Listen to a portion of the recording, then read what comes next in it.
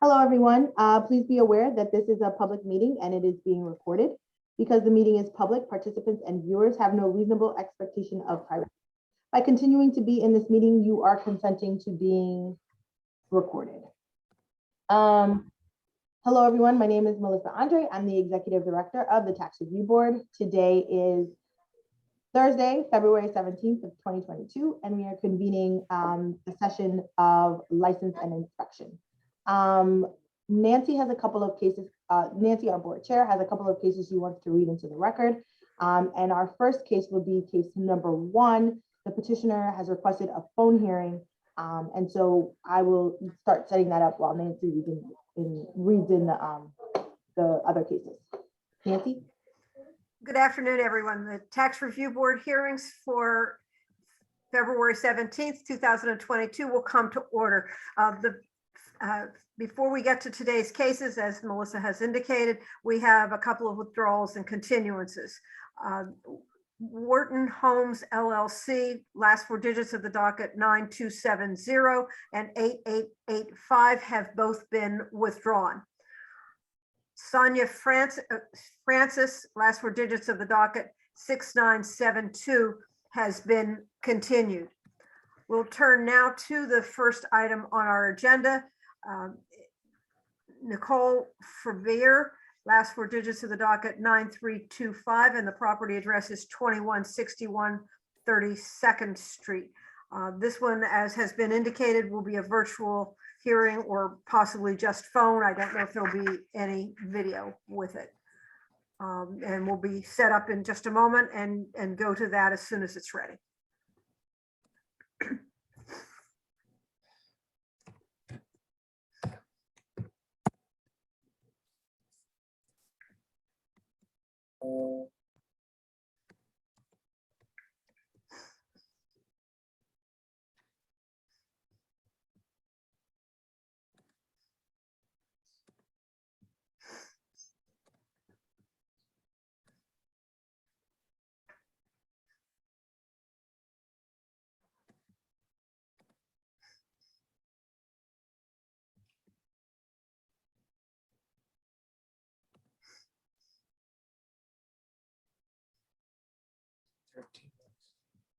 One moment.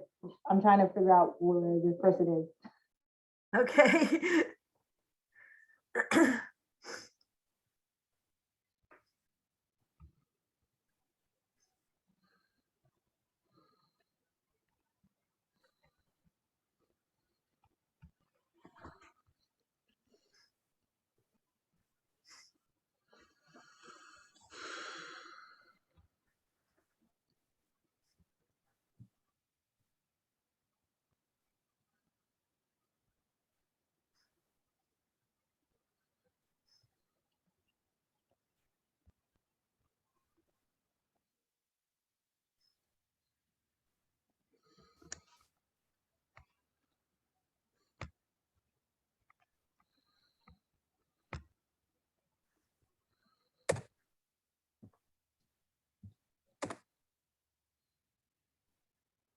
On the phone is Nichole.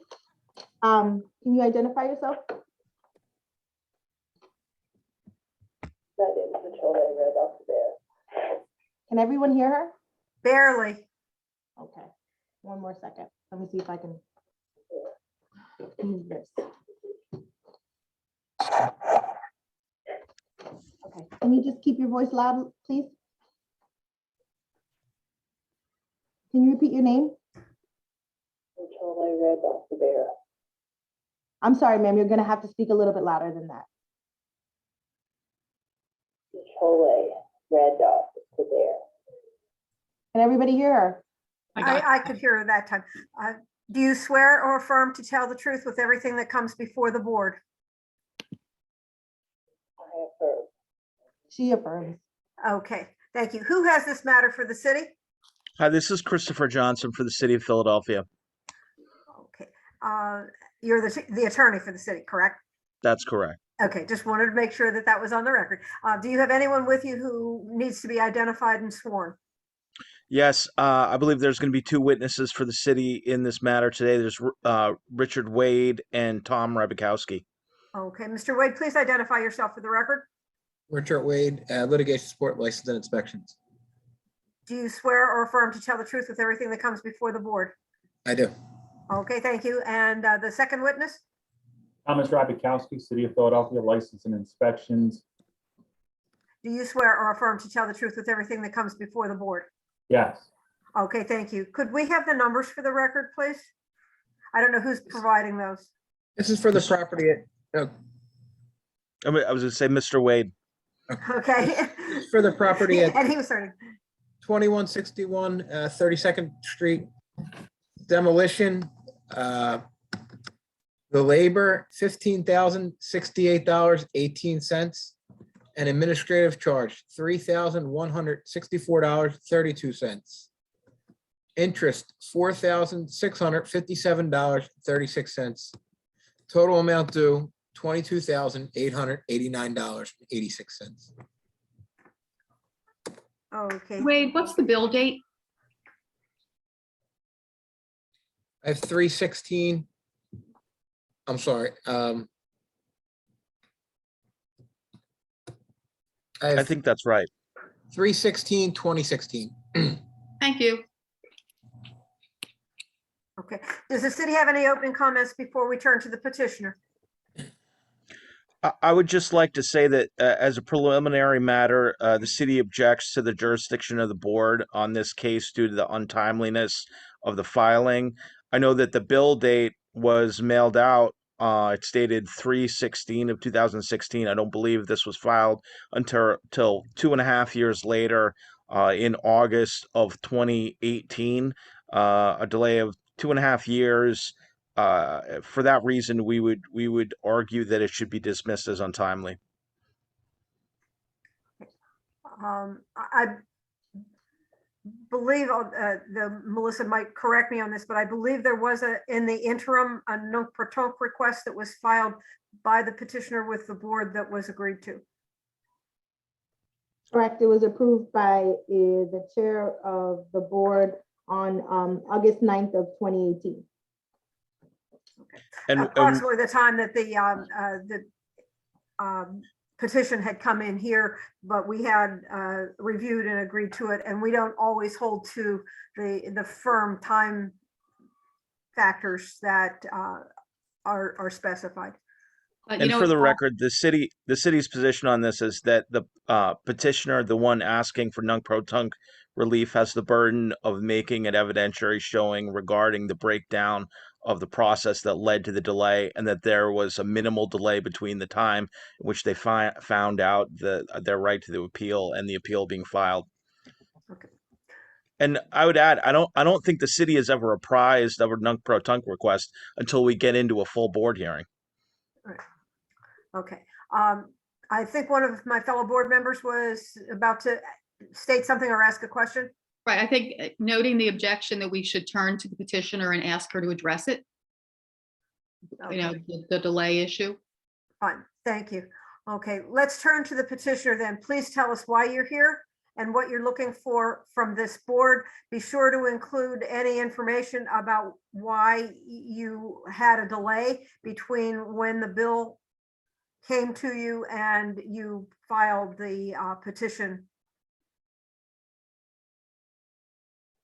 Oh, I'm sorry, can you repeat that, please? Nancy, I don't know if this is really gonna work. Did you have a problem hearing what the board asked? Do you need her to repeat herself?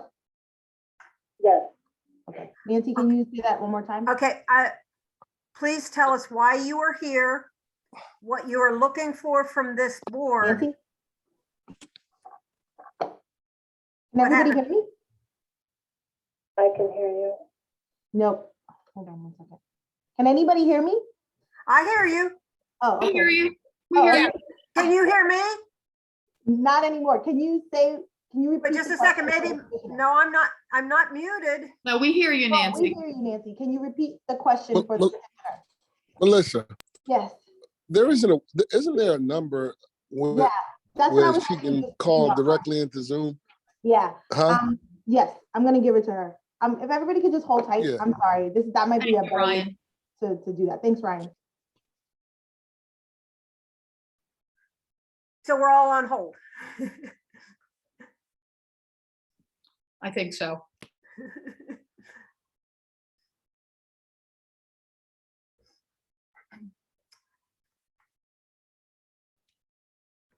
Quick question, if the non-proton was approved back in 2018, could we get some background information on what happened then?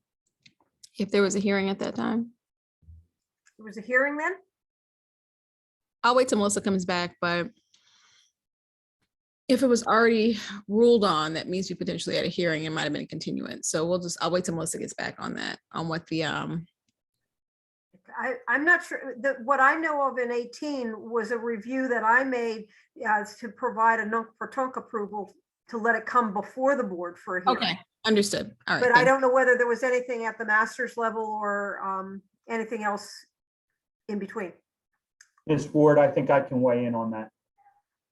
Okay, well, we'll probably get into that later, but we probably shouldn't have been talking informally here in the first place. Okay, thank you.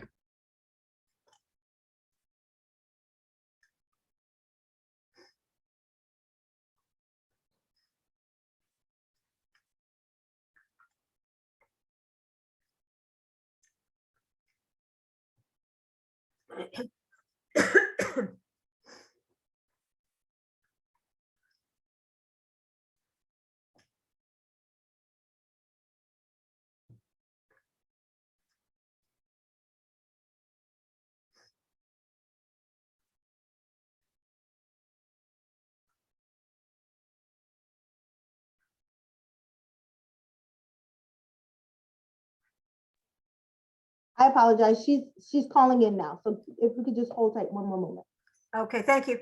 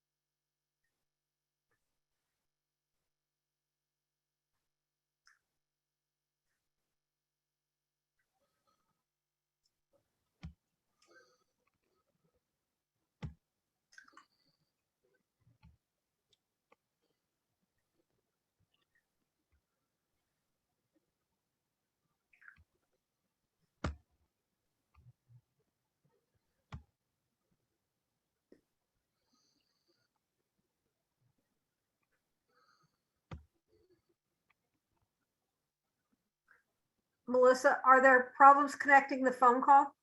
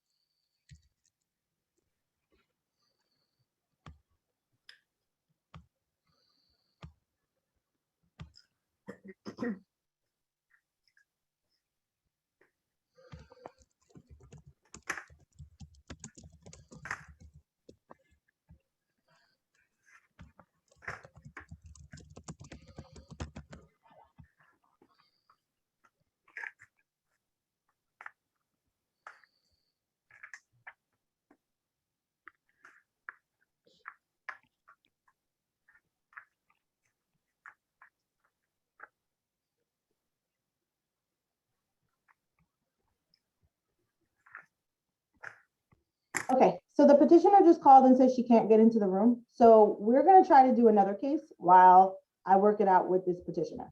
At this time, case number 6 is present. And that is S triplet. Right, okay, Nancy, yes, am I, no, I'm not muted. is that okay with you, Nancy? Yeah, yes, I was just looking for my copy of the petition.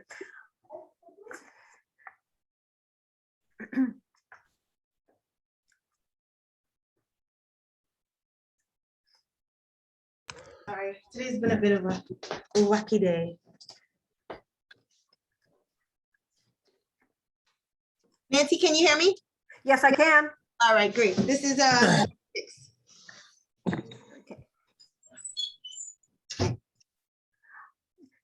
Good afternoon.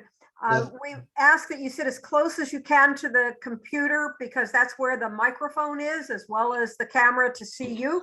And if you're comfortable, we would ask that you take your mask off. If you're not comfortable, we would understand. But we can hear and understand things better usually if the petitioner doesn't have a mask on. Thank you. Please identify yourself for the record. Dennis Triplet, 6445 Upland Street. Do you swear or affirm to tell the truth with everything that comes before the board? I do. Okay, thank you. I neglected to introduce myself. I'm Nancy Camerodiner, the chair of the board. Who has this matter for the city? Hi, Good this is morning. Christopher Johnson for the city of Philadelphia. Okay. Christopher. And, do you have the same supporting people that we identified before and have already sworn in? Or is there someone new who needs to be sworn? Jeff, you're covering this? Yes, sorry, Chris. That was Okay. I'm Jeffrey Cohen for the city of Philadelphia. I'm actually covering this because I was at the hearing last time on October 14th in this matter. And if you recall, in the hearing last time, the city put on evidence, including photographs of before and after the abatement that occurred on February 22nd, I believe, on 2019. And then Mr. Striplet said that there was a contractor that he hired to come out and seal the building prior to that abatement. And he said that it was not possible that the building was unsealed after his contractor had come. The board then continued to allow Mr. Striplet to bring proof or documentation of this okay. prior contractor. And I would ask that that proof be provided at this time. Okay, fine. Thank you. I had forgotten that part of it. So Could we at least get the numbers on the record first? yes. Oh, of course. City calls Richard Wade. The property at 6445 Upland. This is a clean and seal. Approximate bill date 3/16/2019. Labor $511.16. An administrative charge $107.34. Interest to date $108.15. Total amount due $726.65.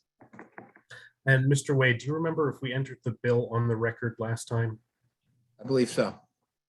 Okay, if the board wishes, I can share my screen and put the bill on the screen.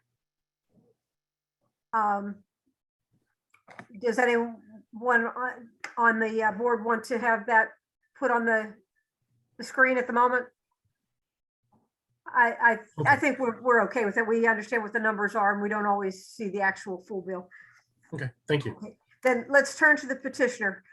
Please tell us why you're here and what you're looking for from this board. And as you heard in our conversations with the city's representative, there is interest in hearing from you about the proof you have that you did the cleanup and you were going to provide pictures or some other form of proof based on our last discussion a few months ago.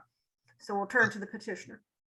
I've already submitted what I had to submit You submitted it how and where? to the email to the executive director, Ms. Andre. Oh, When I came in, when I When came was in, that approximately? Hold on, Okay. sorry.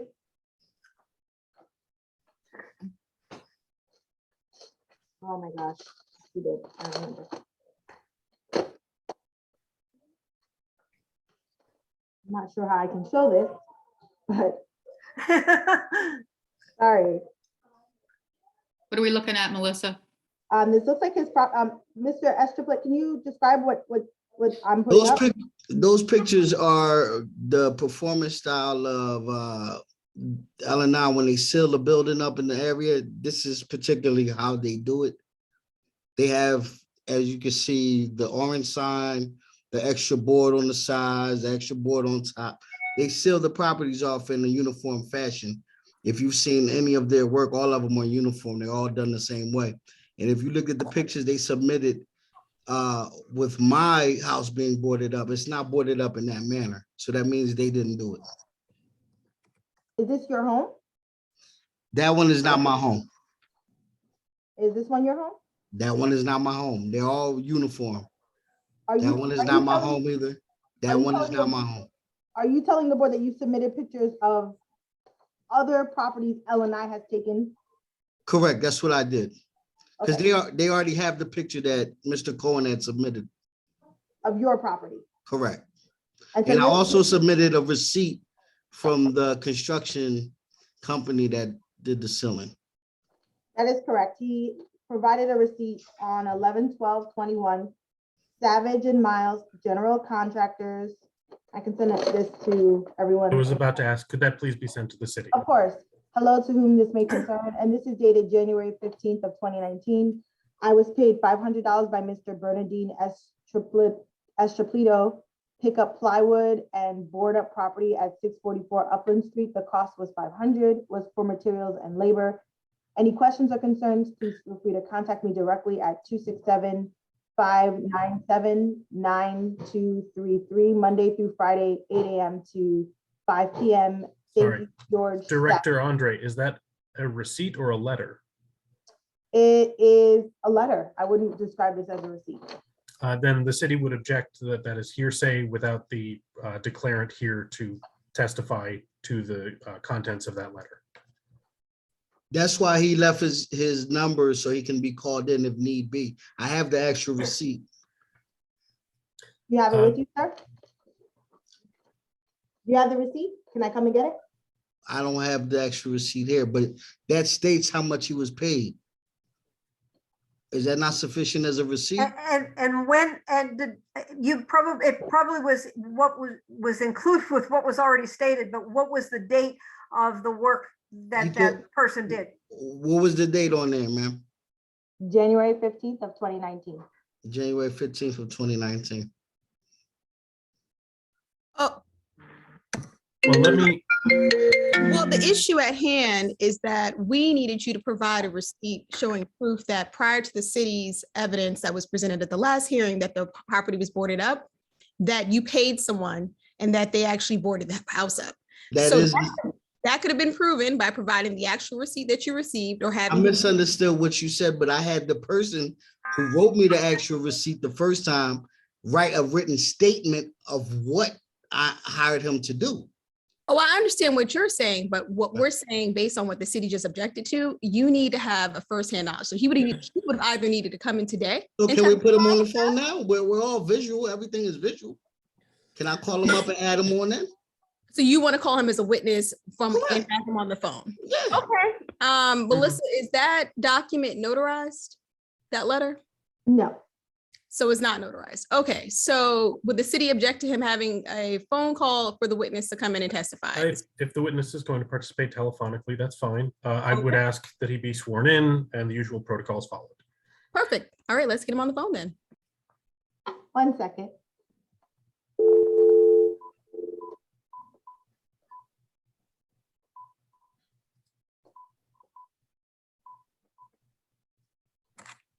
More no, South Marston, where the South Marston?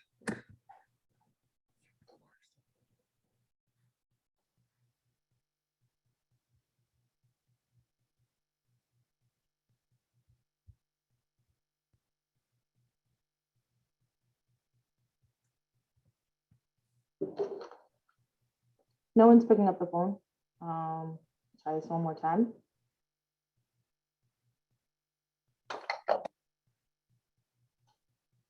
And what's the number you say you have for them? 267-597-9233.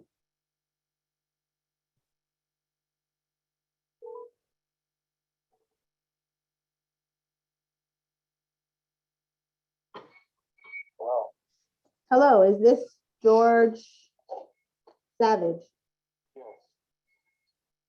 Can everybody hear Mr. Savage? He's a little soft. Mr. Savage, my name is Melissa Andre. I'm calling from the Tax Review Board, Philadelphia. I'm calling in regards to a property on 6445 Upland Street. Are you familiar with that property? Yes, I am. Okay. We're gonna swear you in because you're actually in a hearing, but then people will have questions for you, okay? Oh, okay. Hold on one second. What hearing is it about? This is a Tax Review Board, Philadelphia, City of Philadelphia Tax Review Board, and this is about a license and inspection case.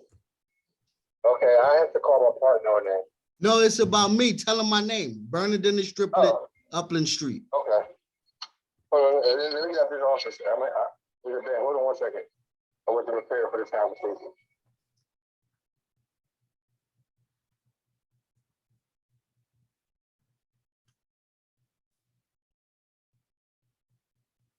Hello?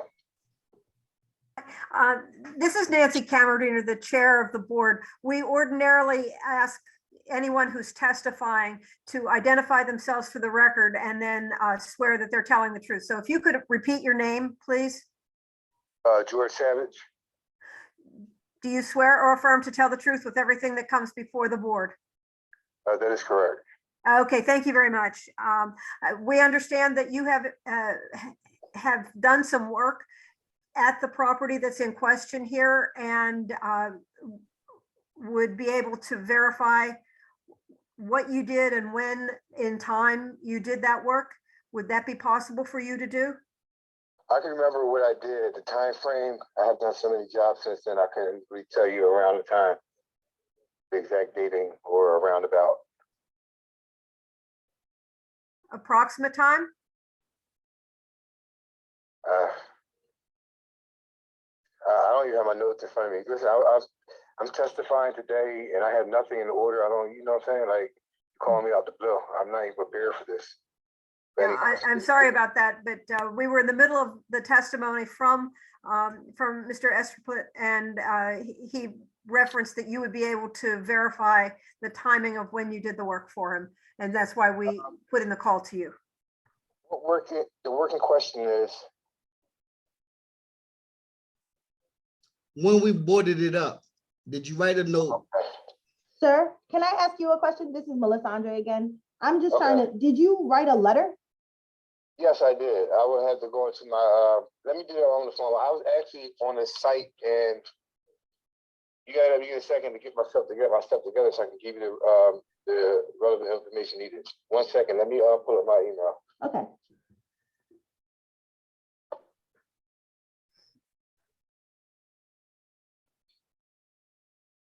If we can ask him to verify that he wrote this letter, He did. that would, okay, that might I be. just asked him if he wrote the letter. Wrote a letter. That might be sufficient for us. I would additionally ask that the letter has a date on it, if he can recall how many days after the actual work was completed that he wrote the letter. So that we might be able to backtrack the date of the actual work. Okay, hold on 1 second.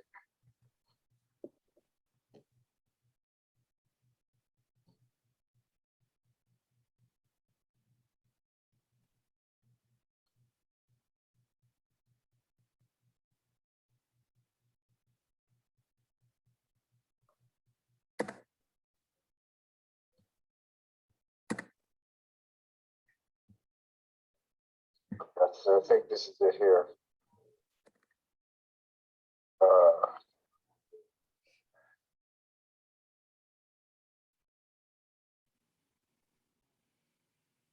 The date of the letter was January 15, 2019.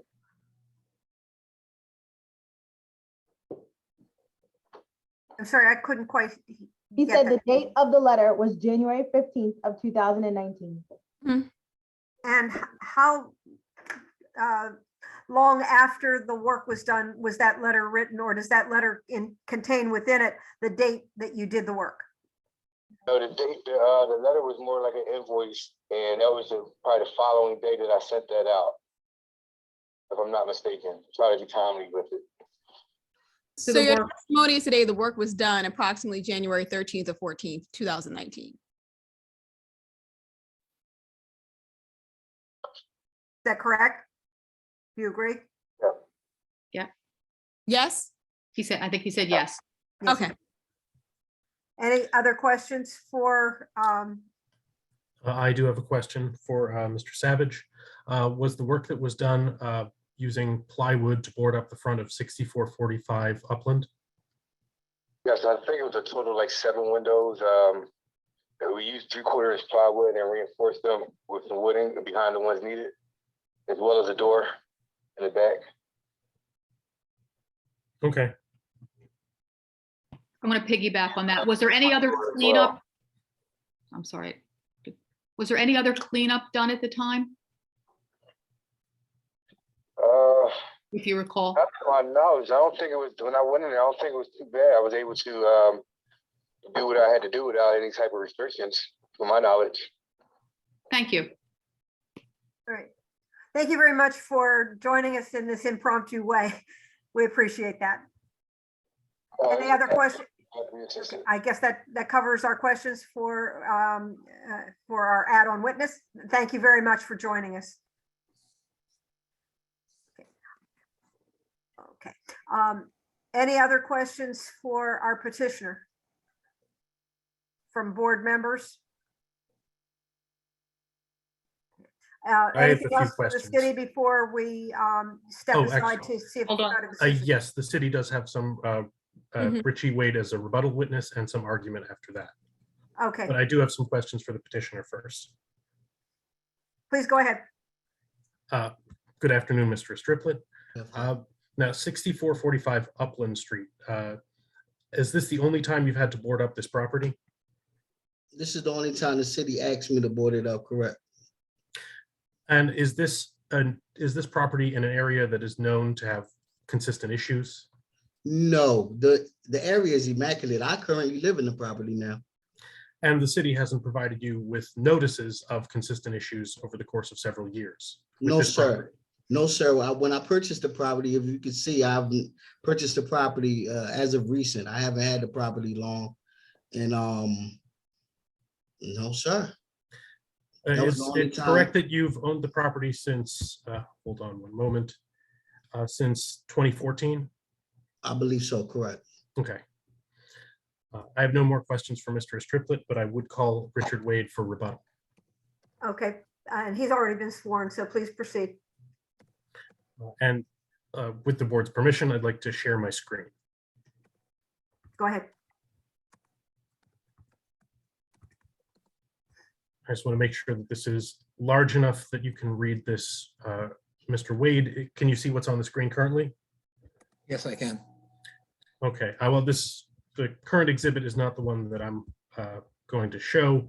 Let's go to what's labeled as Exhibit B in the packet, which I think we introduced at the last hearing, but just to be safe, Mr. Wade, what is this document you see here?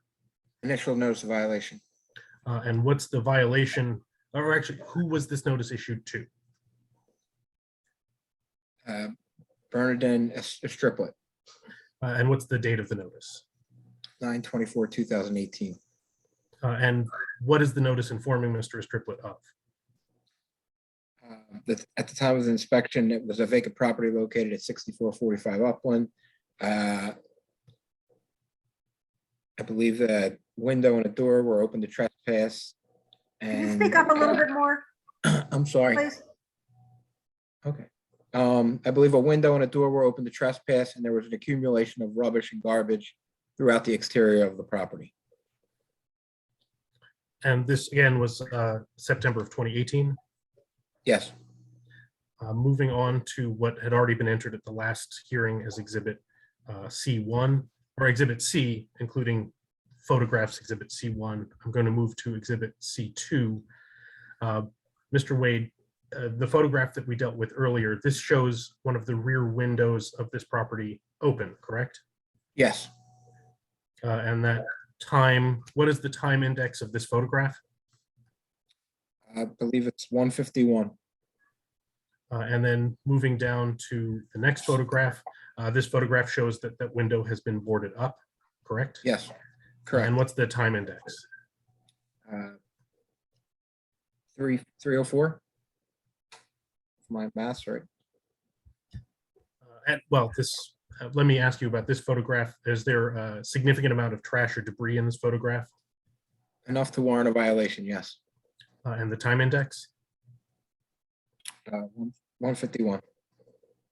And does this photograph show the cleanup after the debris has been removed?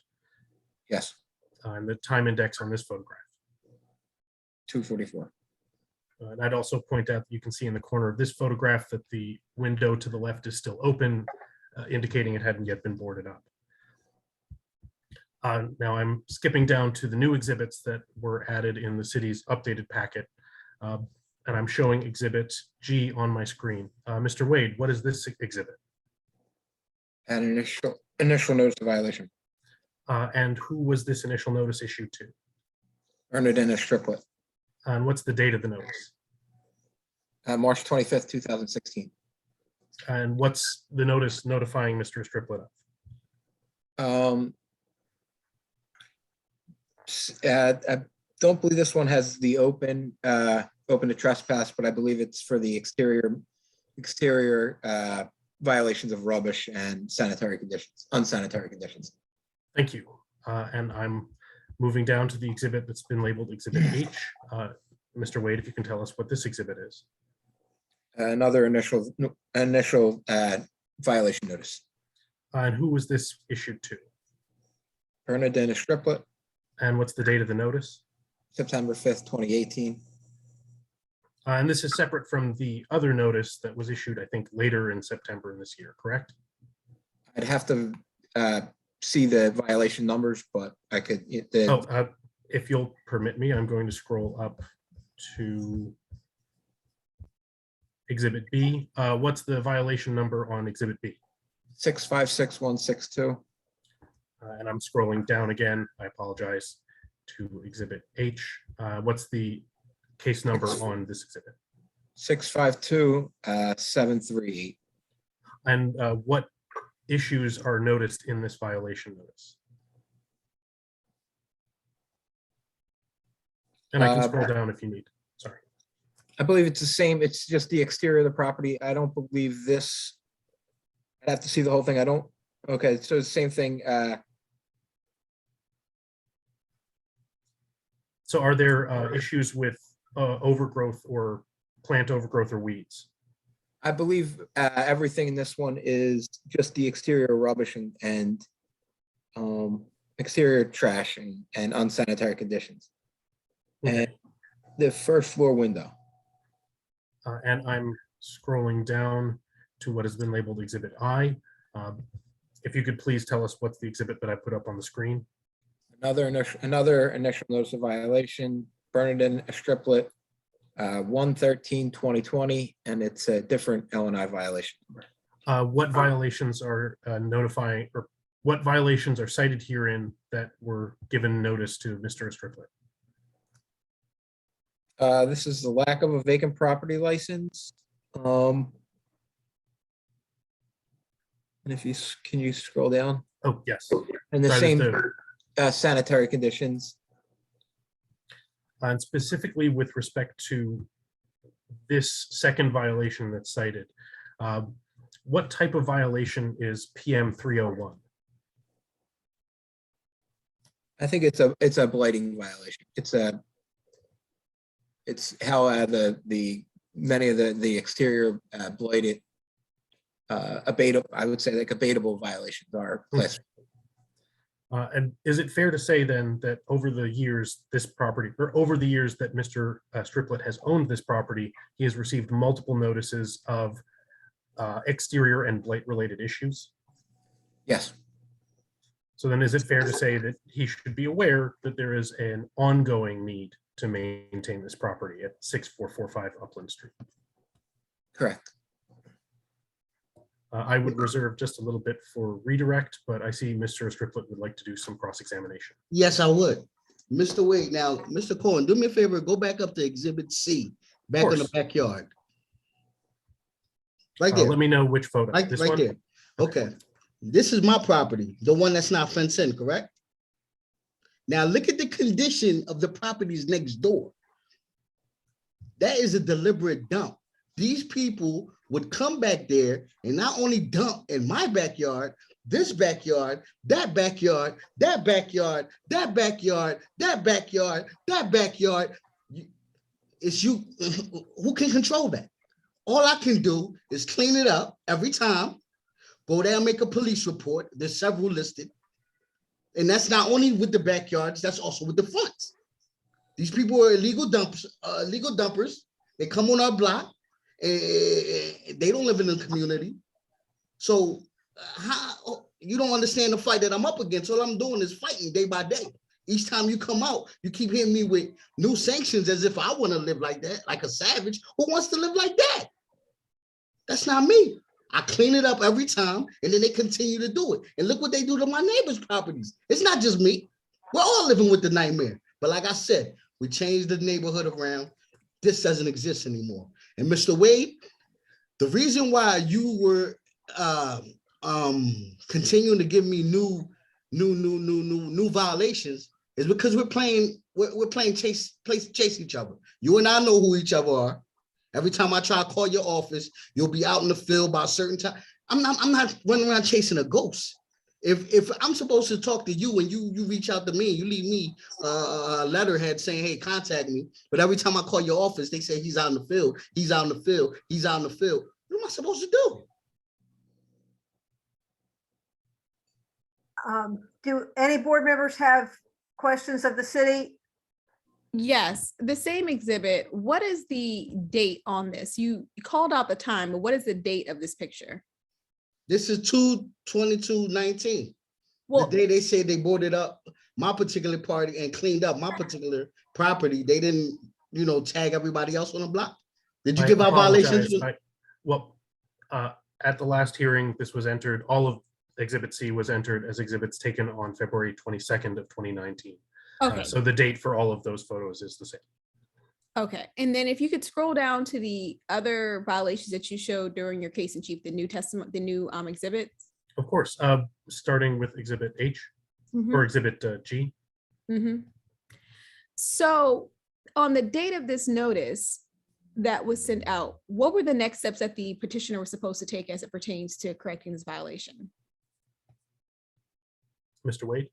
Are you asking me? Yes.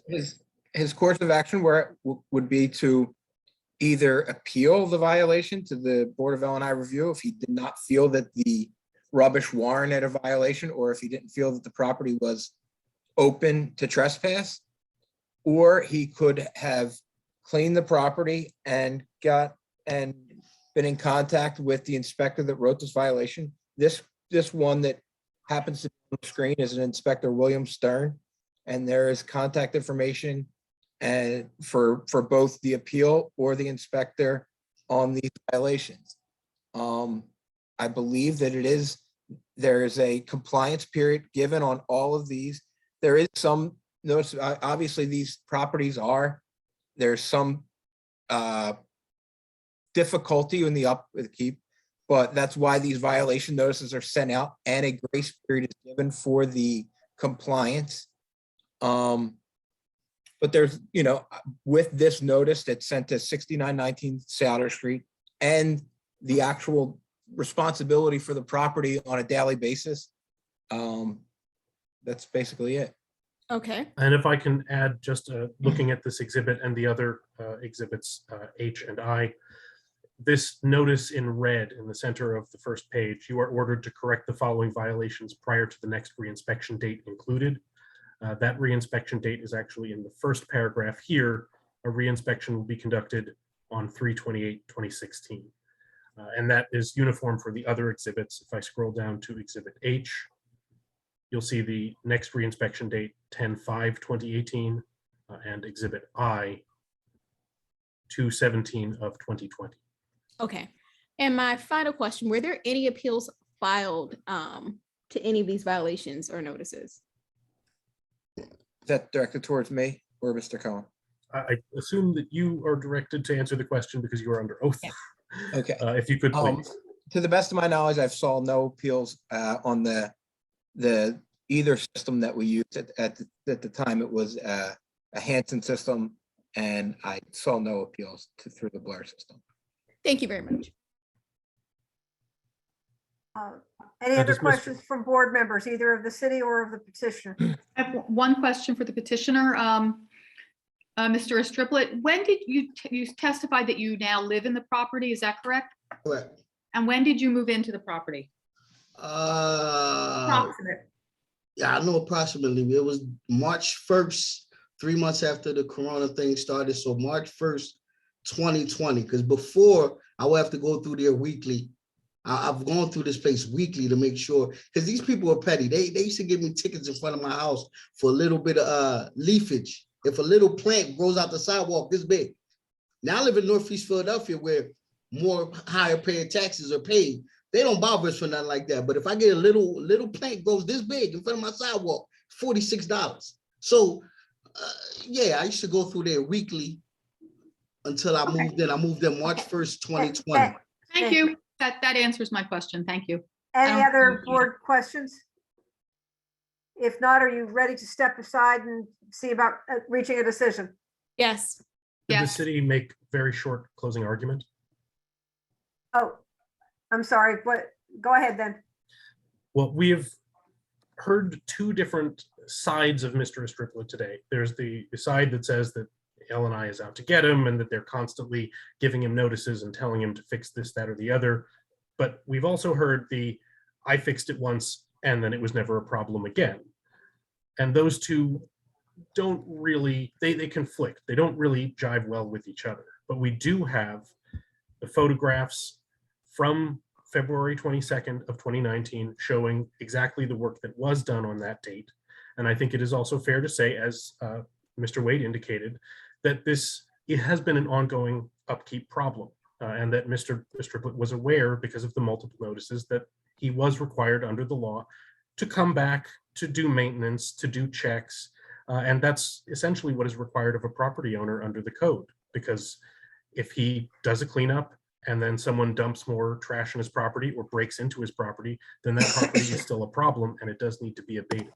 And that's what the city did on February 22nd. It came and found a property that was a problem, that had these violations, and it did a quick abatement. So that's And why I see that the petitioner would like to have a final comment. course. before we Yes, I go. would have the final comment of, he says that I finally decided to do something. No, there was no need in doing anything else, but what was required of me, the requirement was to remove the rubbish. Like you said, I own the property. I know if it gets dumped on. So why would I have to contact you when every time I would just come through, get it cleaned up, come through, get it cleaned up, come through. And that was it. So now when it got to the point where it started becoming a headache and you told me just board it up, I boarded it up. Okay. All right. Thank you. The board would like to step aside and into a conference room, and we'll see if we can reach a decision. Okay, if everyone can just stay put, we will be right back. Thank you.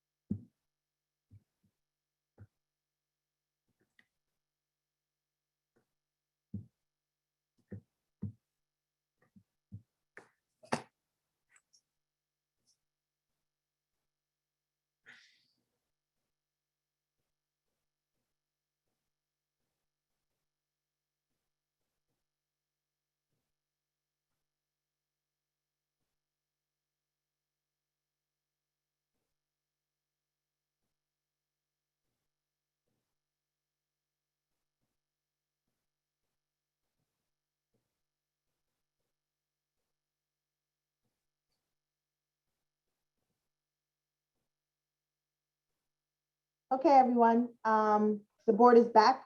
Nancy, you're on mute, but you can go for it.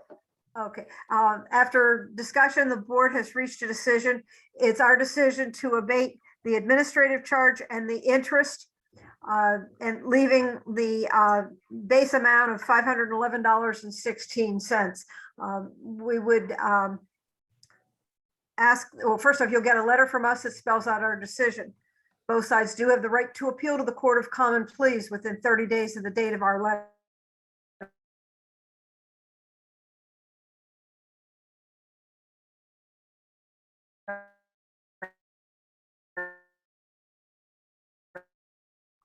That reflects our decision and should be paying that bill within the appropriate time frame.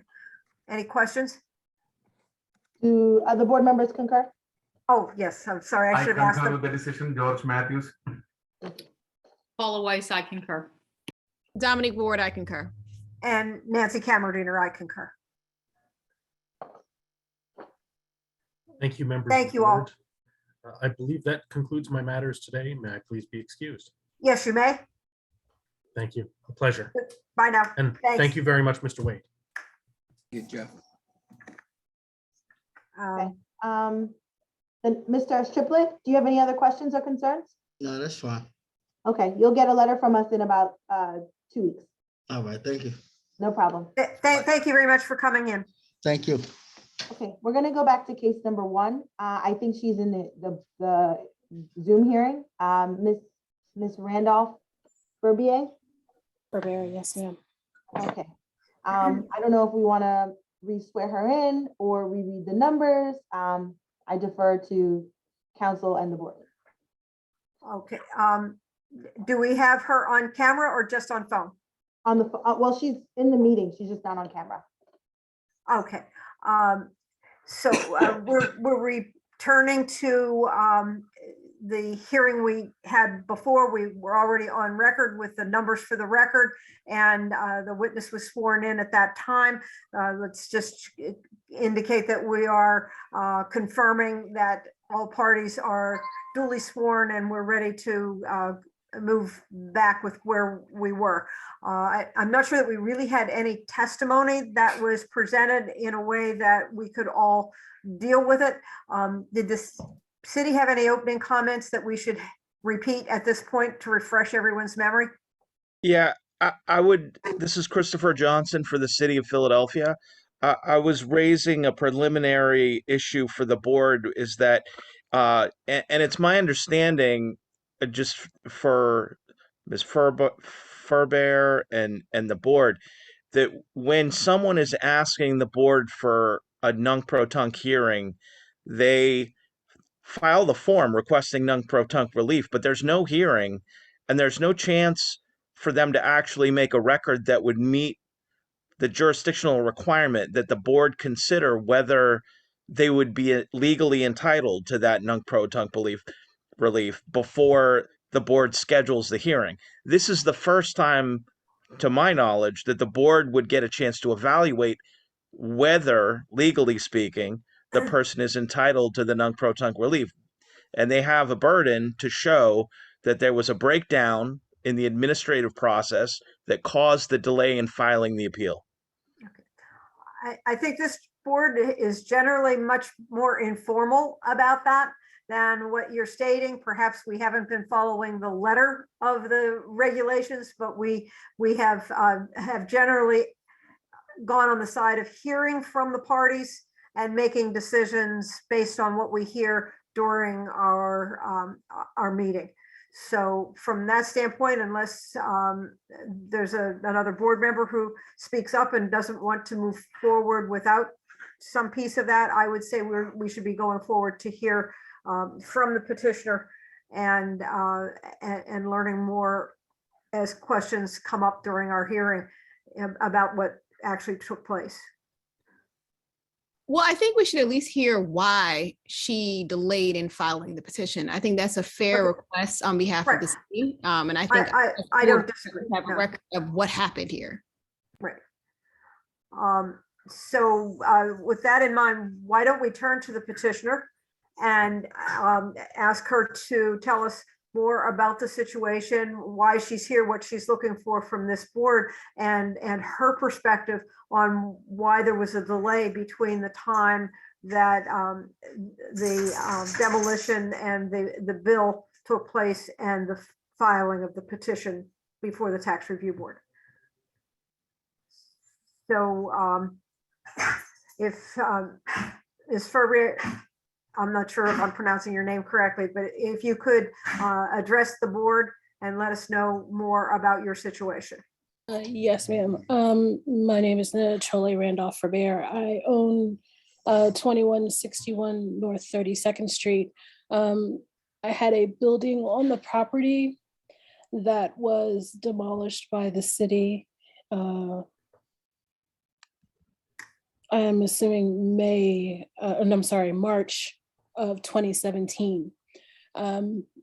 I made several calls to license and inspection during the 2017 year, requesting the amount of the balance to the people that I spoke with. There was an inspector, and just based on the information, I was told that the amount was roughly going to be between 11 and 13,000. But I did not receive a bill. And I contacted license and inspections on, I want to say, it was after May 15th of 2018 when I actually did receive a bill from the city of Philadelphia regarding, from the Department of Revenue regarding the bill balance on the demolition. And it stated it was delinquent. I called immediately and attempted to get in contact with both the inspector who I guess did the assessment on the property, and the financial department, which I'm not sure actually has a contact information. I filed an appeal once. At the time, I was also paying the taxes because I had acquired a property in 2014 from my father. So I was also made arrangements to pay the back taxes during that time frame, to which I actually did inquire again on trying to resolve the issue with the bill. My primary concern is that when I requested the itemized copy of the bill stating the actual amounts, I keep getting a general bill amount. And there were two properties that were demolished at the same time. It was 2159 North 32nd Street and 2161, which is my property. The issue is I had also made inquiry about the property for 2159 because the damage that was being done by overgrowth from that property from the 2159 was actually causing damage to my building. And I attempted to go through the city to make contact in order to get that resolved before in order to be able to resolve the violations, because fixing my side wouldn't have helped if their building was falling into it. My primary concern is that I am being billed for the demolition of both properties because I have not yet received the information from license and inspections and financial department stating what exactly I am being billed for.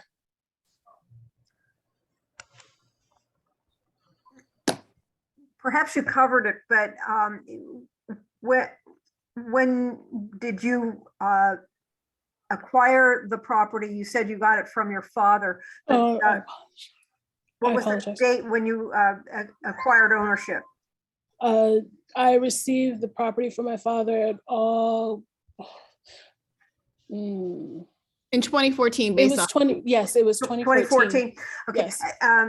And you said at one point that you didn't receive any notice of the pending demolition, the notice that they were going to demolish it. No, I did not receive a notice of that they were going to demolish the building. What I received was a violation that was posted on the property. And that was for a window on the 3rd floor that I corrected in 2015. But you didn't receive anything between then and when the property was demolished? No, I did not receive anything. I know that there was, when I contacted Paul Posel, I can't remember. When I contacted Paul Posel, when I was attempting to get repairs made on the property to do an entire rehab. And the information I received wasn't until after the demolition had actually taken place. So that was after the March 10th date. In the time period you're talking about, did you visit the property? Did you know what was happening there? Anything on the condition of the property in that time period? I did visit the property. There was a police report filed because someone had broken into the property and stripped the copper out. I had also had to visit the property because there was a rubbish bill. I think it's rubbish or refuse, whatever the trash collection bill was. And I had to make sure that the building was resealed after all of that.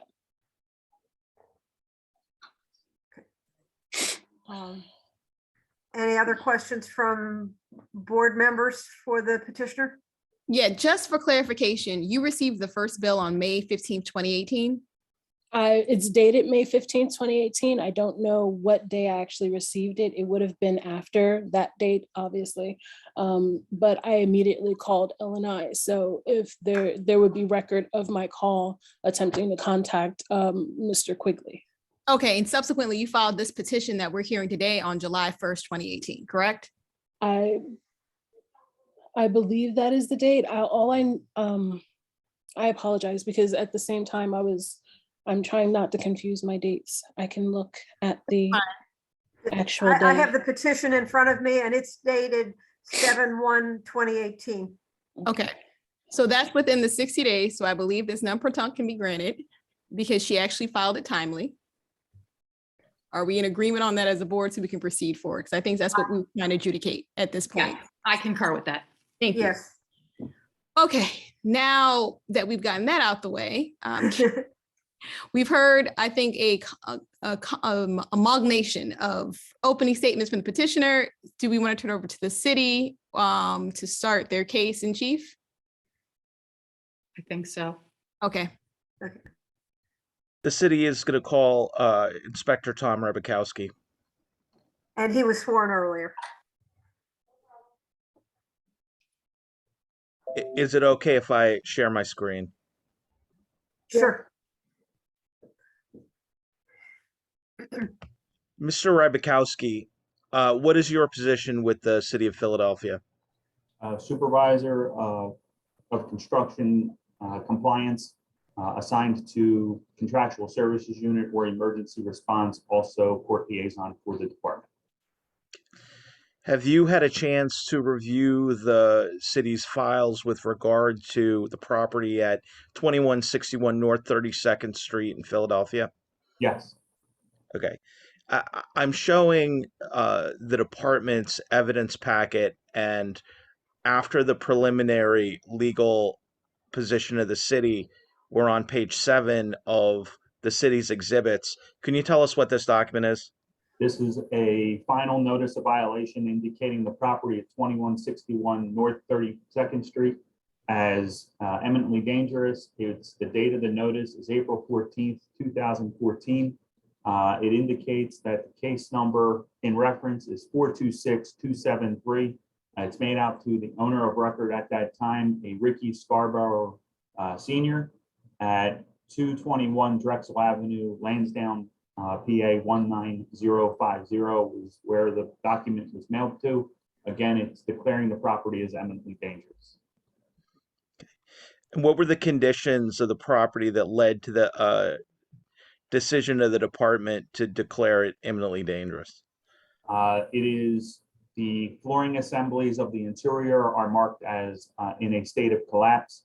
The third floor has been specifically indicated as a part of a collapse as well. It also indicates that an engineer would have to be obtained for documentation for the repair of this property. The location is 2161 North 32nd Street. And then it speaks to filing an appeal or any other actions that the owner may take. So that was Exhibit A. Exhibit B, I'm scrolling to now. What is this document, Exhibit B? This is a photograph that was taken by the inspector who issued the violation, Inspector Quigley. At that time, the property was posted, and there is a date stamp when that inspection took place. It took place in 2014. It indicates 2161 North 32nd Street was posted eminently dangerous.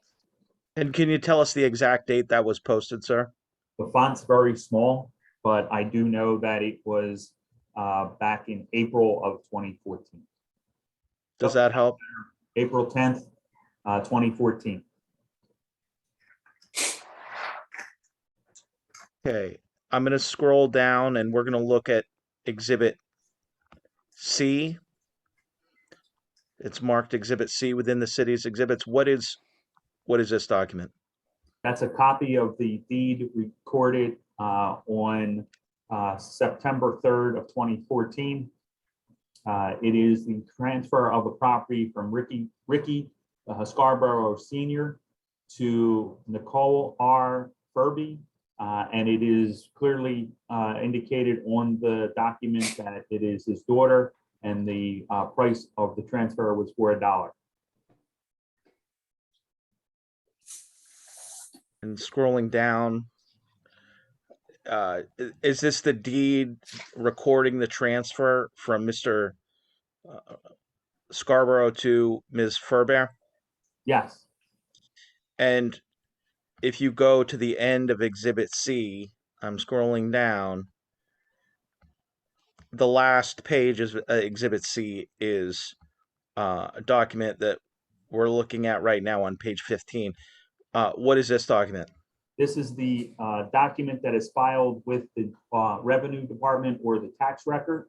It actually indicates that the property, the address that we are to send all the tax records to is the same address, 2161 North 32nd Street.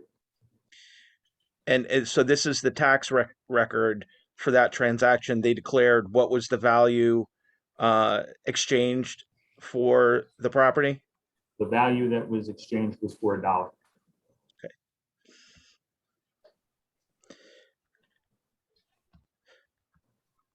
We're now in Exhibit D. What is Exhibit D? Exhibit D is another notice of violation when the property transferred and the department became aware that the new owner of record changed. We sent a notice of violation to the new owner of record, Nicole R. Furby, at 12 North Udall Street in Philadelphia, PA 19139. And was that the address of record of Ms. Furbear at the time? No, actually, the address that we have on record for this property would be the 32nd Street address, but through our research team, that was an address that they discovered, and that's where we sent the notice to. Would that have been a residence that she could have been at? Yes. And what was the date of that notice? The date on this notice is April 7th, 2015. And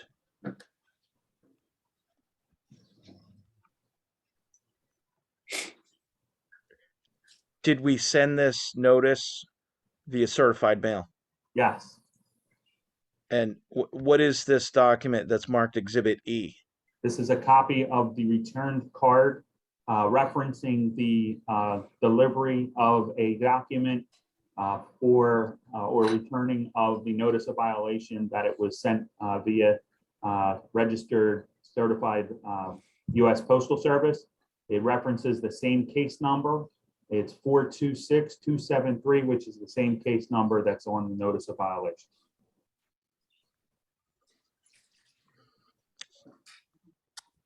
So would this be evidence that Ms. Furbear received the notice? Yes, And I'm scrolling down. This is Exhibit F. What is Exhibit F? Exhibit F is that the system generated, typically, we only send out one notice of violation on an eminently dangerous property. This actually, the computer system actually sent out two, following another inspection that took place of the property. This sent another notice indicating that the property of 2161 North 32nd Street was still in a eminently dangerous status, and still referencing the same case number, but the date on this notice was August 4th of 2015. So at that point, if we go back in time at August 4th, 2015, it had been what, around 16 months from April 2014 when it was originally declared imminently dangerous. Is that right? Yes, Did anyone go in and apply for a make safe permit, any owner of the property or contractor, to comply the violations during that time? yes. Actually, the old owner, Ricky Scarborough, did try to obtain a make safe permit in June of 2014. That permit was rejected for not having an engineer's report, which the notice of violation did indicate that was required. And that was before Ricky transferred it to Nicole. Is that right? Correct. Did Nicole ever come in to try and get a make safe permit?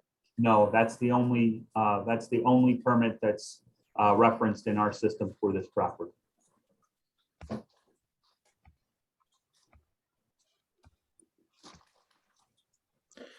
Now, what happened after that?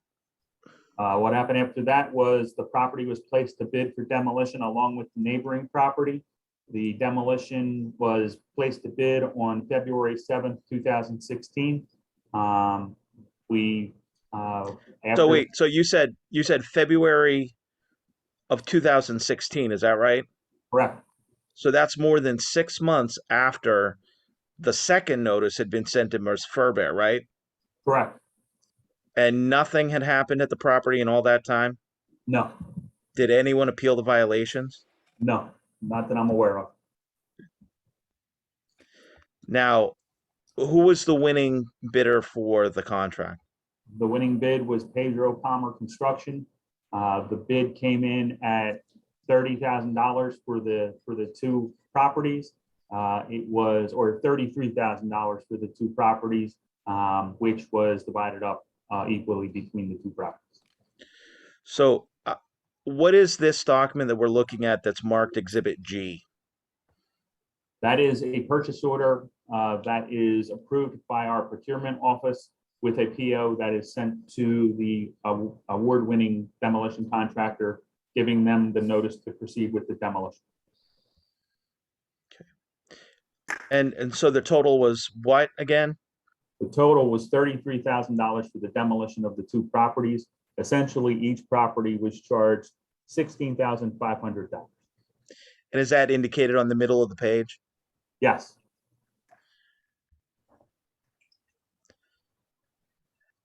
And what's the document marked Exhibit H? This is because we did a demolition of the two properties, 2159 and 2161. We are mandated to do a asbestos monitoring and asbestos report. If there is any asbestos that is found on location, it needs to be remediated, and this is that documentation.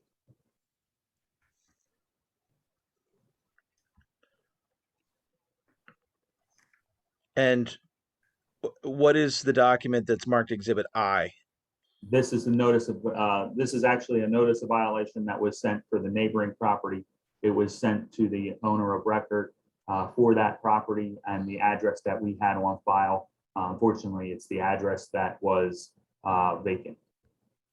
That neighboring property was 2159 North 32nd? Yes. And now I have what's marked Exhibit J. Could you identify what the photos show? These are and I'll blow them up photographs. a little bit. So what you have right now on the screen is the two properties in question. The property on the right is 2159. The property with the red brick that the cursor is pointing to is 2161 North 32nd Street. And how about this page 26? This is another photograph taken of the properties when the properties were declared as eminently dangerous.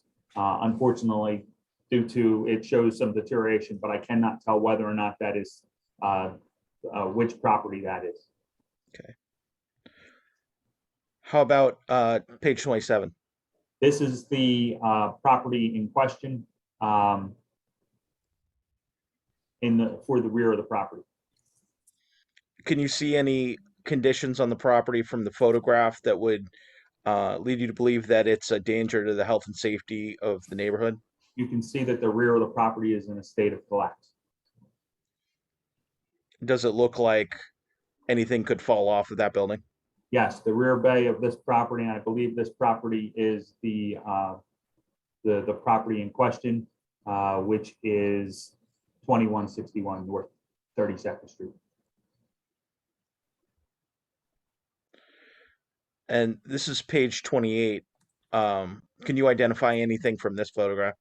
This was another photograph taken on the same date. It was April 10th of 2014. Unfortunately, because of both properties, I'm not able to tell from a expanded view which property this photographs, but I do know both properties were declared as eminently dangerous. Okay, I'm now showing. Keep going. Hold on.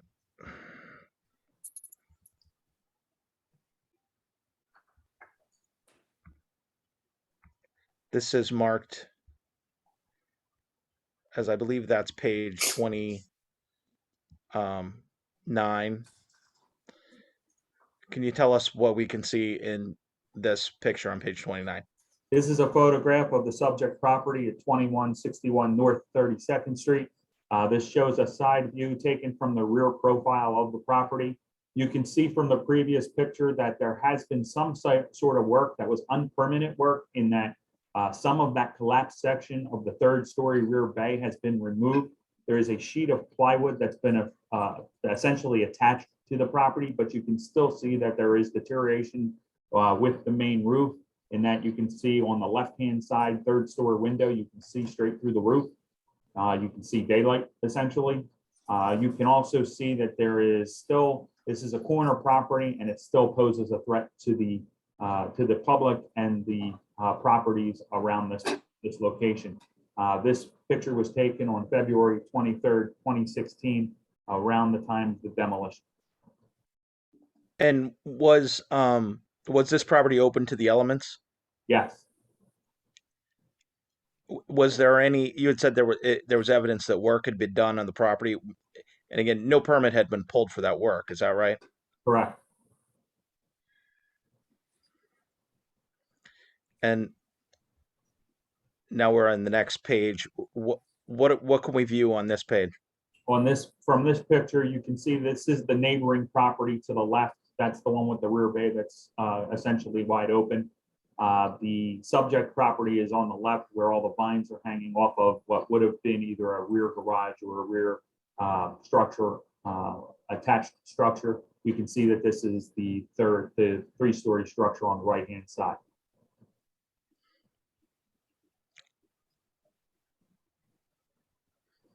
Again, what date was Ask this a picture question, taken? Mr. Rabowski, is that the stucco peeling off that building? Is that what we see at the top? You can see that there is a lot of vegetation that is growing from this building. Has it impacted the stucco?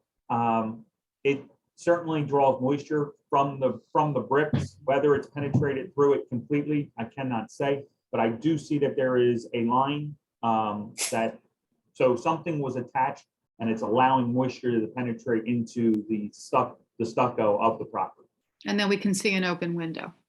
Correct. Okay, thank you. You're welcome.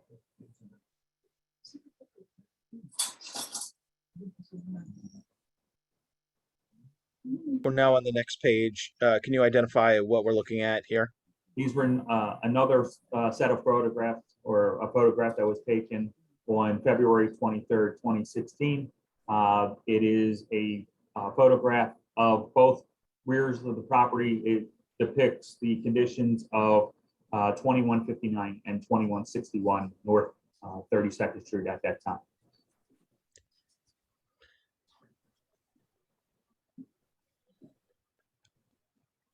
And we're on page 33 now.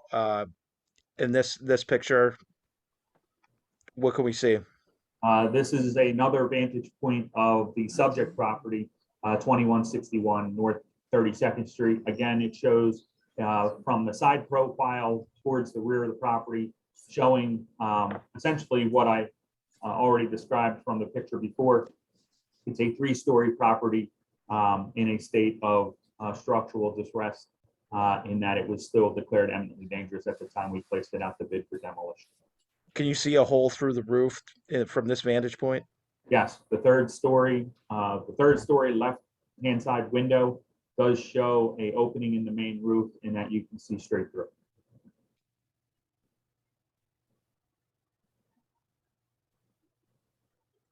And we're on page 34 now. What can we see from this vantage point? This vantage point was taken from the side profile across the street. Again, this shows a corner property, which is essentially in a state of structural duress, and that it had been declared as eminently dangerous by the department.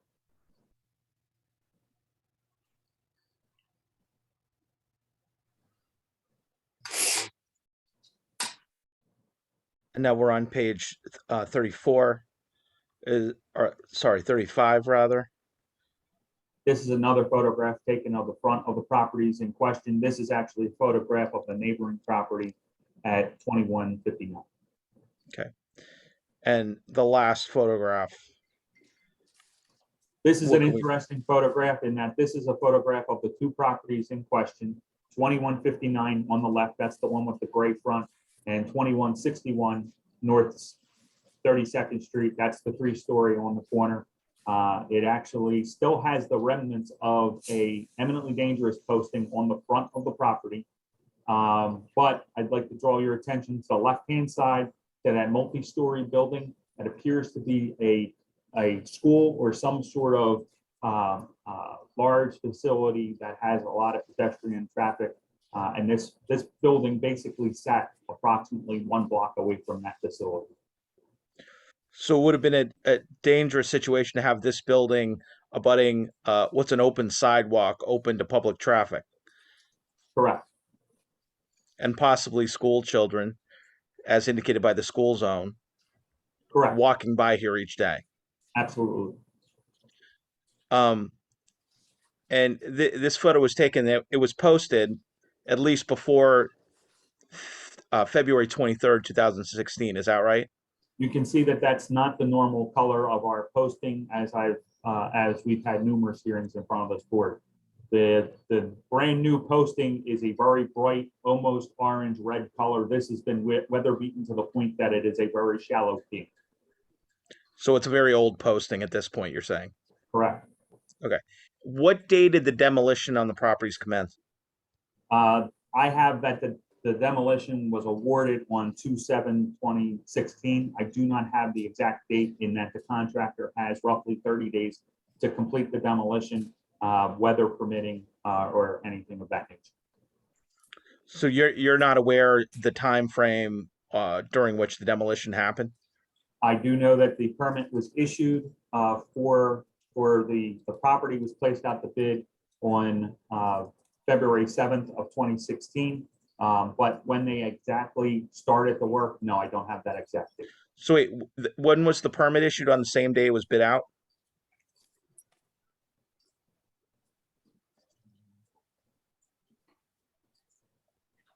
If you give me a second, I could probably tell you when that. Yeah, I would like to know when the demo contractor got their permit to demo the properties. Sure. If you just give me a second, if the board permits me, I can go back in the records and get that date for you.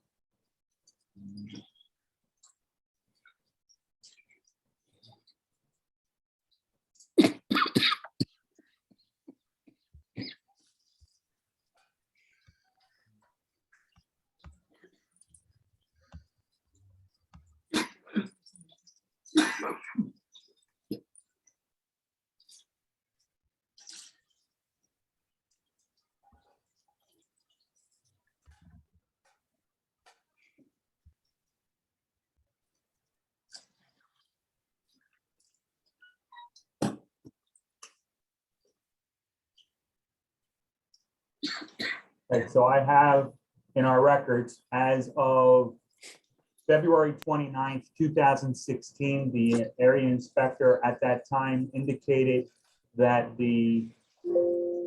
and that would have been Inspector Madres, indicated that the contractor on site fencing up site safety plan on site along with air management, which would have been the asbestos abatement inspector on location.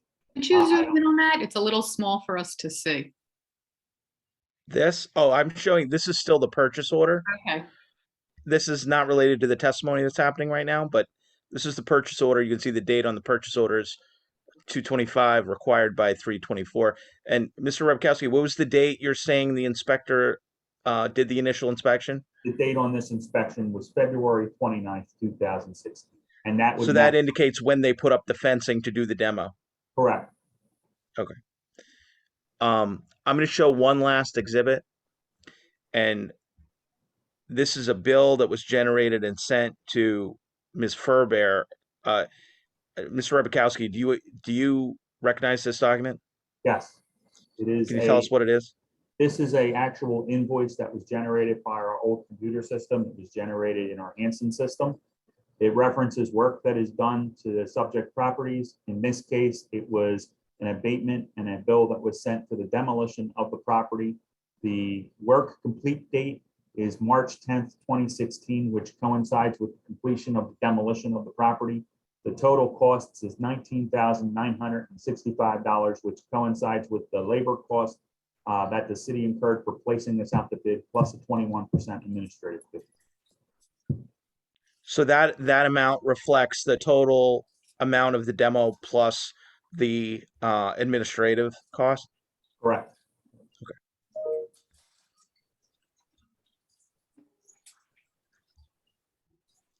And I'm going to ask that the department's exhibits be admitted to the record at this time. Okay, thank you. Does the city have anything else to add at this point? I have no more questions for Mr. Rebkowski. Okay. Do board members have any questions of the city at this point? I guess not. Let's turn back to the petitioner. Do you have anything to add now that you've heard the city's presentation? No, ma'am. My dispute was not that the building was demolished. My dispute was that I had not received a bill in a timely fashion when I've been attempting to make payment on this amount. The city indicated in their testimony that a bill was addressed to you and they showed it with the same address that had been on some other documents to you that was dated 3/16/16. You're saying that you didn't receive that bill? No, ma'am, I did not receive that bill. And I've made my history with trying to resolve issues with the property. I have made ample efforts in trying to actually get this information. What address were you living at that time period where you would have received a bill?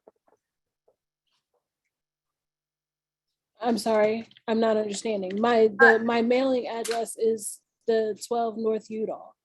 Okay, I think that is the address that was on the document that the city showed us a few minutes ago. And I don't know whether you can see, I don't know whether you have access to seeing what was being presented there. So that's why I was asking it in kind of an oblique way, but that would be the address that was identified on the document that they just showed us that was dated 3/16/16.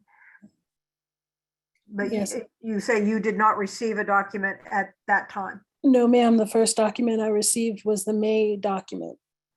That's what started this process. Okay. Do you have anything else to add at this point, or let me open it? If not, I'll open it to board members for any questions. No, ma'am, I do not. I have one question for the petitioner, Ms. Furbeck. Did you receive all the notices that the city was sending through the years? I have received actually, I can go back and look at my because I scanned in the number of the notices that I received. So you did receive at least some of the notices that they were sending. I received the May bill, and I received the, May of what year? let's see, 1 second, I'll go look at it because I have to look at it. It's May 15th of 2018. 2018. Okay. Right, I received that notice. And I received the tax bill. Well, that's for different, something different. So, The city showed a variety of notices regarding the status of the property and the violations. Did you receive those notices? no, I cannot say that I received all of those notices. The one, like I said, the most recent, not the most recent, the one that started this entire thing was the notification in May, which is why I started this entire process. Did you know that the building had been demolished? I didn't find out that the building had been demolished until I received a letter from the So that means you didn't visit the property over that time period. more than likely not. I was either in the state of Pennsylvania or in the state of New York or in the state of Florida. I was going back and forth, but Were you I aware did- of the condition I of the did- property when your father transferred it to you? no, I wasn't. And I did actually hire a contractor once I received the information about the window repair, because I was in contact with Mr. Quigley. And once I hired a contractor who was supposed to repair the, let me pull up this record, was supposed to actually repair the window on the 3rd floor and seal the building. I did file a police report. So I was there at one point when the building was open, because there was because someone had broke in to steal the copper. I'm trying to find the information about the contractor. That's okay. I don't have any further questions, Nancy. Thank you. Dominique, do you have any questions? I have a few. So on the face of your petition, you're asking for an abatement or appeal of the principal and interest and penalty. You just testified that you're not disputing the fact that the property was demolished. So what exactly are you asking from the board today? Okay, primarily my concern was that I did not receive an itemized bill to tell me how much the principal amount was. 2 buildings were demolished at the same time, and from my information, I was not showing that any amount was paid towards the demolition for the 2159, and that was my concern. I have been willing to make payments on this amount, and I've just not been able to make any headway as far as getting verification that I'm paying the accurate amount. Okay, so you've heard the city's case in chief, you've heard testimony from the city employee. I believe the last exhibit showed an amount of what, approximately 19,000 and some odd change that was due, that includes the 16,500 for the demolition, the service charge, and the labor. Are you disputing that amount, or are you acknowledging that is the amount that is due and owing for the demolition of your property? At this time, I am acknowledging that that is the amount because you showed me a bill. Okay. But again, I had not received a bill. All I've received was a late notice and the amount, and with no verification that that I was not being billed for both properties. Okay, and so the face of your petition also says that you're low income and that you wanted to look into payment options. How much are you able to pay of that 19,000 and some odd dollars that's due and owing? I have nothing that I can actually pay for you in a lump sum. I was trying to make payment arrangements. I can gather an amount.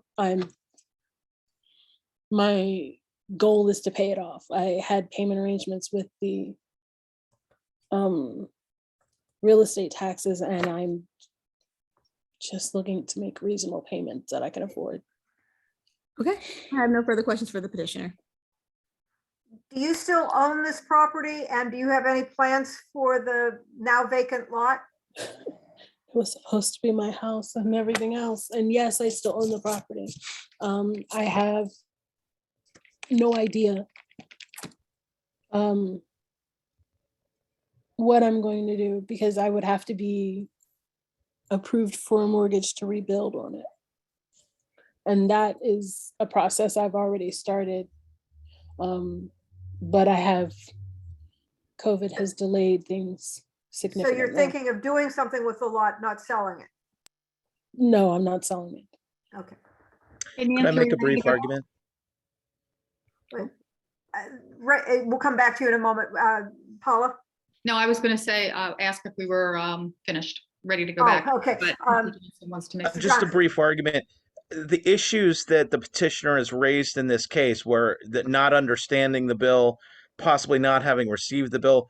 I mean, she testified that her address during the whole time was 12 North Udall Street, which was where the bill was sent, where she had received certified mail, which was signed for. We have the green card in the record.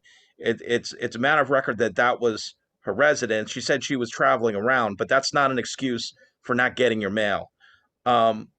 Also, she testified that she basically inherited a windfall here. It's a piece of property of value in the city of Philadelphia for $1. And the taxpayers of the city have already laid out We understand that. a load of money to improve that property. It's not fair for everybody in the city for her to profit off of that. We understand. Thank you for that. Okay. And I just say, I'm not trying to profit off the property. The property was given to me by my father, so I could actually live in the property. And I have no intention of selling the property to make profit. Okay. Okay, I think we understand the circumstances. Yeah, Thank you. I think unless I've missed something, that the board is ready to step aside to consider a decision. Is that correct? I think so. Okay, if everybody could just hold tight, thank you.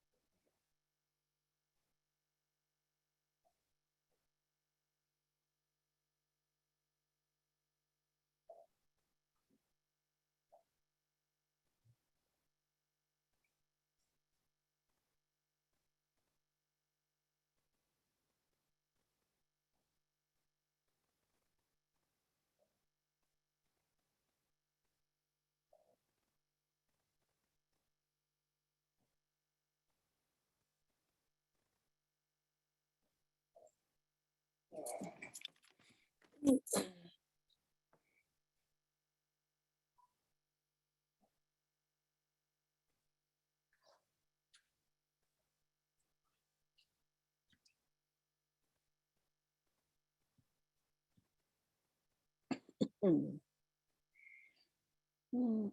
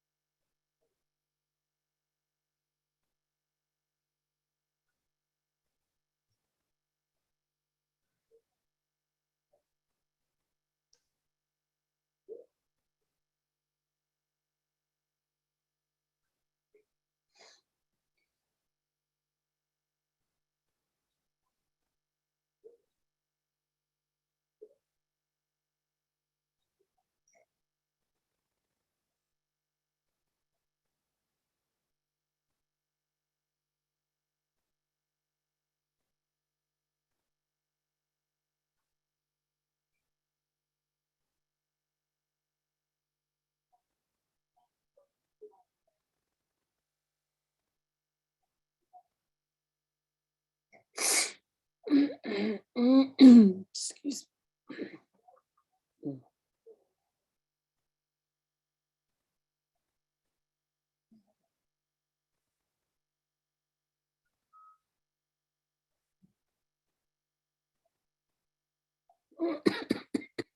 excuse.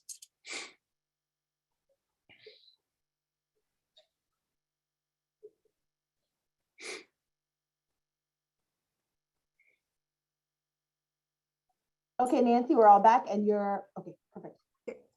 Okay, the board's reached a decision. It's our decision to abate the interest and ask for payment arrangements to be made within 30 days. Basically, what will happen, you'll get a letter from us that spells out our decision. Both sides do have the right to appeal to the Court of Common Pleas within 30 days of the date of our letter. But I'm going to assume for the moment that neither side's going to choose to appeal. That being the case, at the end of that time period, you should get a restated bill that takes into account our abatement and then have 30 days to enter into payment arrangements with the city. Any questions? Yes, payment arrangements. With You would be talking with the city's representatives. I don't know whether that will be from the law department or from from L&I, or it could be the Department of Revenue because it's in a due bill. They'll let you know who it would be that you would be talking with to enter into payment arrangements that you can afford to pay. okay. So that would be Thank in you. the letter you stated, right? I'm sorry. I apologize. Okay, any other questions before we adjourn? Wait, I need. Oh, concurrence yes, from the I rest of know the- there's one other thing I need to address that I'm trying to jump ahead to it. But basically, we have one other case that was on the Wait, we're agenda. gonna concur. Nancy, Oh. we need to concur. I'm trying I to get concur in 3 the- steps ahead. Otherwise, I concur in the decision. Dominique Ward concurs in the decision. And Nancy Cameron. So we have 3 board members who are concurring in the decision. I just want to get on to the next thing too quickly here. I I'm sorry. understand. One more second, Nancy. Ms. Ferber, I think I heard you ask what Yes, the procedures were. yes, what I just happened wanted to is- clarify. I'm sorry. No, it's okay. I understand. You're gonna get a letter from our office within the next 2 weeks stating this decision, that we abated 100% of your interest and to make payment arrangements with the Department of Revenue for the balance. Okay, You'll get a bill. It's gonna be an adjusted tax review board bill. And that bill, once you get that bill, that's when you'll have the 30 days to make the arrangements. So you're gonna be waiting for 2 pieces of documentation, our letter and then the bill from the Department of Revenue. 2 papers, letter of revenue, and from the board. Correct. Okay, thank you very The board much. one comes first and then the. Board one comes first. All right. Thank you very much for joining us today and putting up with the arrangements that we had to make in order to have you join us. Thank you so much for your patience. I appreciate it. I apologize. Thank you. We had one other item on our agenda, and this petitioner has not appeared. It's item number 2, Riyad Salah, last 4 digits of the docket 8883. Does the city have any knowledge or any comments about this one that would indicate why this petitioner did not appear? Michelle Reinhardt for the city. I have not been in contact with this petitioner, and I have not heard any reason why he would not appear. Okay, For the has record- this item been up before us before or had any history of being called and not responded to? Correct, Nancy. Just for a brief record, this petition was filed. Sorry, I'm just trying to get the right date. I believe it was filed October 24th, 2019. Correct. And then Nancy approved it for non-protunct on December 12th of 2019. The first listing was June 9th of 2020, which was right before COVID at the master level, right after COVID. And then again, it was appealed and failed to appear on a hearing that was on October 16th of 2020.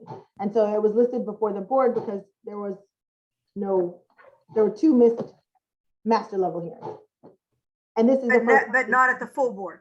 correct. This is the first listing before the full At board. first at the full board. So unless there's another comment from the other board members, I would suggest that we mark this as denied for failure to appear without any other comments on it. Have we heard anything from the petitioner at all? No, just the request for rehearings. So he is receiving the notices after it's being denied, and then he requests a rehearing but doesn't show up. So we have a good address. Okay. Yes. And I also have something from the petitioner, a letter kind of mailed back to us with the appeal, and the address is 4228 K Street, which is the address we are sending things to. Okay. Well, then I would concur with Nancy, the chair's recommendation that this be denied for failure to appear and no further hearings on this matter. I Paula, do concur. you agree? Yeah, Paula Weiss, I concur. Okay, and since I suggested it, I concur. Unless there's anything else that I'm unaware of, that should conclude our business for today. So this hearing is adjourned. Thank you all for bearing with us Everyone over for the your time patience. today. Everyone have a good evening. Thank Bye you. now. Thank you. Thank you. Thank you for your time. Bye, Wade.